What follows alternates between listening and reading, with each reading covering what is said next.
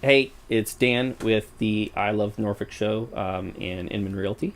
I am episode 3. With Nicole, and she is the owner of The Elaine houseboat. Elaine. Elaine. Okay, Mm-hmm. all right. And we're going to talk about her and her business. Stay tuned. So I the whole purpose of the I Love Norfolk show is to showcase local business owners, small, big, right? Nice. And so this is a little bit of a smaller gig. Yes. This is kind of a side hustle for you. Yes, it is. Yeah. I'm going to kind of give you the floor. How did this come about?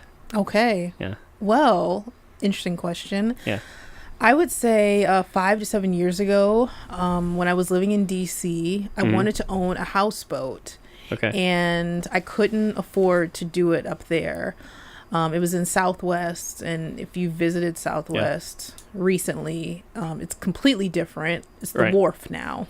And so DC is really expensive to begin with. extremely Like entry level housing, I want to say is like $500,000, Yeah. maybe more in certain areas. Yeah. So I was like, okay, well, I can't do this here. So I moved down here to Hampton Roads in 2015, and it was great.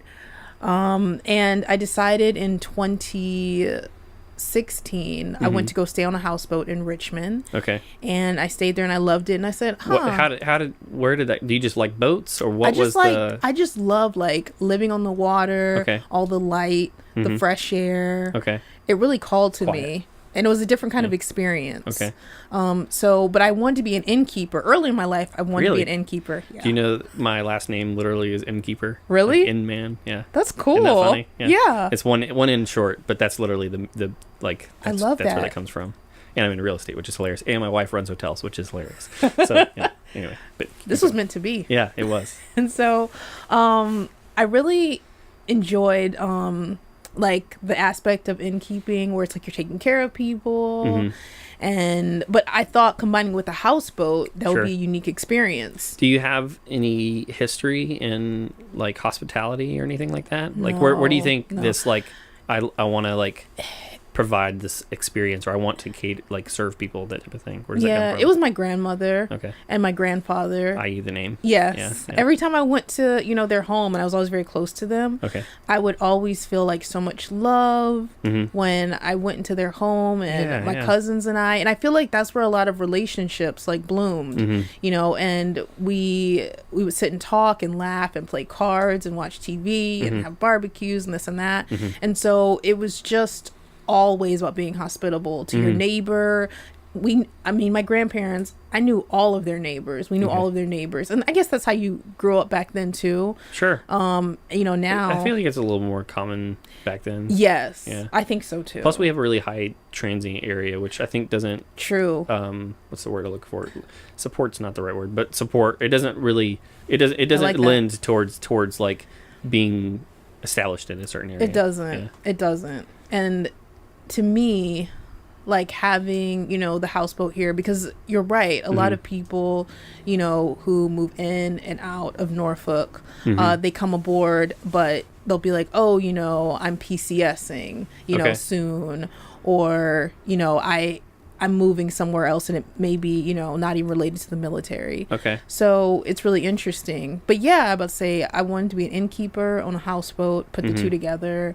Somehow, my idea actualized, and I've been doing it ever since. Got the boat in November of 2016, and then it was up and running by by March 2017. I don't want to call it a hiccup, but I had stopped like doing work on the boat. My grandfather died suddenly, and so it just kind of put me into a place where I was like, I want to complete this, but I don't know. But then my mom and dad, they just encouraged me. Yeah. They were down here and they're like, we're gonna get it done. Sure. We're gonna get it done. What do your parents do?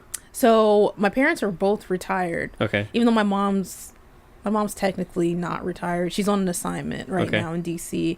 But they both work for the federal government. Okay. Contracting or? They were civilians with the federal government. Okay. Yeah, for 30 years. 30 years plus. We talked a little bit before, you still do or had worked for an admiral in the government as well? Yeah,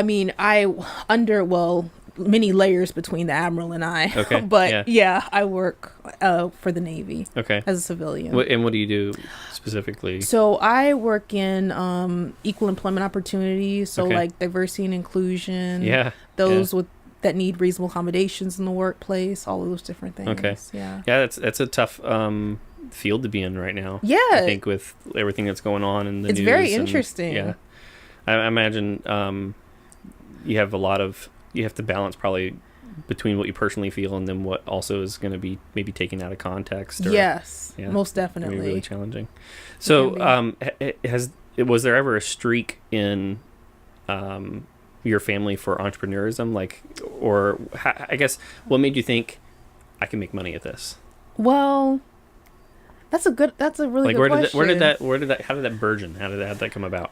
Well, I think that when I saw it and when I just thought about my friends and people that may like to do something like this, and I said, I think this would be really cool. Yeah. Like if it were in the right location and people just enjoyed doing something different. And I said, I'm just gonna bank on this thought process. Yeah, you just went in. Yeah. How much? I mean, like you didn't spend a whole lot of time like profit and loss and planning out. No, that's not me. Yeah, you just went for it. Yeah, I wish it was. Okay. But I said, I just hope this catches on. I was like, if it doesn't, then how long you said 2017 is how long? Yeah, March 2017. So we're 2 years. Yeah. Okay, well you're making money at it. Yeah. So that works. That's great. So it's crazy. So tell me a little bit more about like why you've done what you've done with the place. I mean, Sean will be showing in B-roll like the lots of plants. Yeah. So I love plants.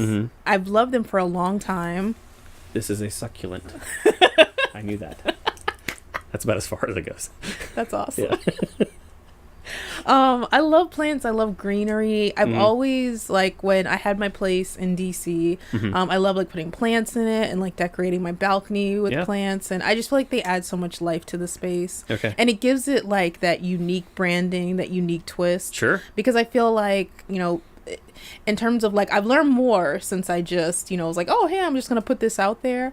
Doing more research, trying to figure out what makes people really enjoy the space, and what I've learned from what people have written, and then also from the research that I've done, is having something that's niche and branded. I don't really have you ever heard the term the riches are in the niches? Yes. Yes. Yeah. And I think this is what it is for me. Yeah. I just combined all the things that I love in terms of decor. Yeah. And then because if you're gonna go super super efficient, it's price per square foot, in a blank space with a bed, in real estate, this is something that we have to deal with. Is the idea of there's always a press on real estate's commissions. Yeah. Right. And so the answer is either one, you become the cheapest possible person, i.e., discount brokers have been around for a long, long time.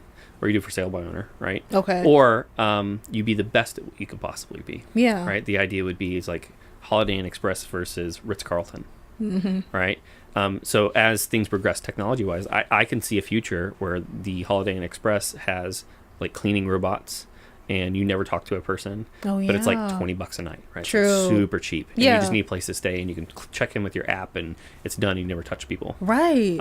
But then you have... one of the things I was talking about with LR, with Love VA, or Love Va, she'll correct me on that, is people value things higher because it took effort or human, energy expenditure or time. So why handwritten notes are way more important they are. than something that's just typed up. Right. Right. So I try really hard in my business to write as many handwritten notes as I can. One, it's not efficient, but it's impactful. Yes. Right? Yes. So there will always be a market for the Ritz-Carlton, for the Airbnb, for the niche bed and breakfast. Yeah. Because someone says, I want that. Yes. If I want the cheapest, I'll do this. Right. So there will always be Walmart. And if you want to close there, I'm not trying to disparage anybody that does. Right. But then you'll have things like the quality shops here in Norfolk, which is if you want to get really fine quality men's clothes, that's where you go. Yeah. It is a men's clothes store that's high end. True. And I think that in general, you're always going to have a bifurcation of the market. Yeah, most definitely. I think that's fascinating. So you're niche has been a houseboat, but not just a houseboat. Yeah. Why the plants and like, tell me, I guess, a little bit more of the design that you've tried to do in here. So in here, I really tried to make, well, it's funny because I think as of last year, like I just started putting more and more plants on here because I was like, well, where there's a space, there should really just be a plant. And so I tried to make it so that people aren't tripping over them. Okay. And there aren't any like downstairs, like in the cabin area. But I just wanted to make it alive, and I wanted to make, you know, everything like grow, and, you know, things are just like green and they're thriving. And you got lots of little knickknacks. Yeah. And it's just like, I feel like it's someplace where even if somebody travels from somewhere, they can kind of like find something in here that may connect them to home, you know, and to, yeah. And I guess just to have that, but I just took everything that I really liked in my home, and I just put it in here. And I just have the same aesthetic, you know, pretty much everywhere. Sure. So one of the things we talked about when we first met was the intentional non-placement of technology. Yes. So Yeah. Talk to me a little more about that. So we have internet on here, but in terms of a TV, there isn't anything like that. So it's really just a place, you know. No sound dock. No. Yeah. Is there even an alarm clock in here? No. Yeah. It's really just a place to like come and relax. You know, it's a respite from everyday life. Yeah. You know, even though the highway's just, you know, you can't really a little, but still though, it's just to come out on the dock and just be here and communicate with one another. And it was something that I wanted to replicate, you know, from my childhood, and that feeling, you know, that I would get when I went to my grandmother's house. You know, this was kind of like, she died 6 months before my grandfather. So this was kind of like my ode, you know, to her, and just for everybody to kind of experience that. And, you know, from what people have said, you know, they feel that when they're here, they feel like it's a respite. And, you know, we have photo shoots that happen here, and we just had one for like a pregnancy photo shoot and an announcement, and that was wonderful. You know, and then for people to come back, you know, time and time again, it really makes me feel like, you know, this is something that people enjoy. You know, it's not something that is needed, but it is something that people can enjoy. Sure. And so that's, you know, what I wanted. Yeah. Have you ever read the book Deep Work? No, I haven't. It's by a guy named Cal Newport. And this is 2 books I want to mention here. Deep Work is about the idea that humans generally get compensated and find personal fulfillment when they produce work into the world. Yeah. And usually something that's specialized, not generalized. So not only compensated, like, you know, any specialist generally gets paid more than a generalist does in the same profession. Yeah. So take doctors. That's so true. Yeah, you're right. So that's the idea. The other thing is that you generally get personal fulfillment out of stuff that you put effort and time into. Yeah. So true. And so that's he says that technology and distraction are antithetical to that. Yeah. Right. Because there's no way for you to get deep into something in constant distraction. Right. The other book is a book by Nicholas Carr called The Shallows, which is about how the internet shapes your brain, basically espousing the idea that it causes you to be more distractible and think shallower. Yeah. And so one of the studies in the book talks about they give 2 groups of students, one basically to access to a Wikipedia page, so arguably way more information, and then another group of students basically a 3-page document on the same subject.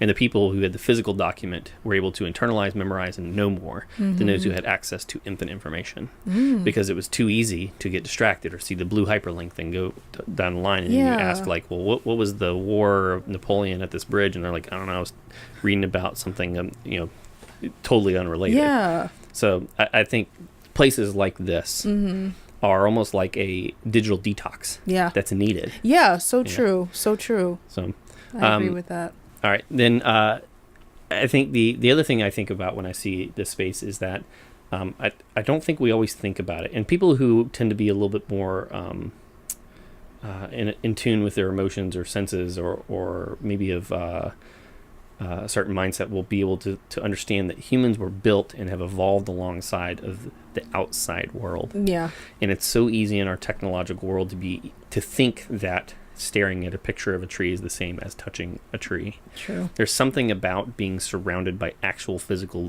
living plants that is refreshing to the human psyche and brain and animal. Very much so. And so I personally love it. Yeah. And it's something that I've always wanted to be better at being a green thumb. Yeah. There's a book I have on my bookshelf that I bought. It's called Growing Fresh Air, and it basically breaks down which plants you want to do to filter out certain toxins. Yeah. And it's based off of some of NASA research, Mm-hmm. which is pretty fascinating. Yeah. So I think the thing that I wanted to make sure that we also hit on is like, so you're on Airbnb. Yes. Like, how do people get a hold of you? If they wanted to book this out, what's the general cost, or how's that? What would they need to do? So with Airbnb, it's based on the day. Mm-hmm. And you can find us, the Lois Elaine. Mm-hmm. If you go on Airbnb or just type it into Google, the Lois Elaine, and then also Groupon will come up. Okay. So the distinction between the two is that Airbnb, you just book for a night. Okay. And, you get your overnight stay, which is, wonderful. And do most people do 1 day or 2 days? What's the most common? 1 day usually. Okay. And it's a minimum of 1 day. Okay. You don't have to book like 2 or 3 days. And then with the Groupon, we have date night, which is like a few hours on board, and you get like appetizer, board, and alcohol if you're of age. Okay. And then you for an overnight with the Groupon, which is like $159, and then the date night, I think it fluctuates between like $39 to $49. And it's great because with the overnight Groupon, you get all the things you get for the date night. Then you get like a continental style breakfast. Yeah. The next morning, and that's called the date night package. That's the overnight package. Okay, overnight. With the Groupon, and so either way you go, Yeah. You get to stay on board. And I think like going back to one of the things you said, for me, it wasn't really about like the money, it was about the quality, Sure. and it's funny because I was talking with someone at work about this yesterday, and it's like, expansion, is preached like with business and that sort of thing. Yeah. You gotta be able to scale. Yes. Right? Yes. Yeah. Scaling your business, but to me, I'm just like, it's the quality of what I'm doing, like, it's one thing to, to scale and make a lot more money. But I think if you're in it for the money, for anything in life, you may not produce the results that you want. And I get like money equals they can be opposed. Yeah. And I get like not always, money. but they can be. Yeah. Like you have to matriculate sometimes in order to, get more money. But for me, I'm just like, I'd rather just have this. Have people enjoy it, do this to the best of my ability, and hopefully, make people have memories. Like, you can remember this, like you sitting here and talking with, a loved one, or even if you're alone. I've had people come on here alone and just spending time with yourself and sorting out your thoughts. Like, I think it's wonderful. So, we're going to do a giveaway like we always do. And I think we talked about doing an overnight package for someone. Yeah. So like they'll get to fully experience. Yes. Which is pretty badass. I mean, you get to come in and experience a whole night of that for free. You do. All of it. So this has been the I Love Norfolk Show, episode 3 with Nicole and the Lois Elaine. Thank you. That's a wrap.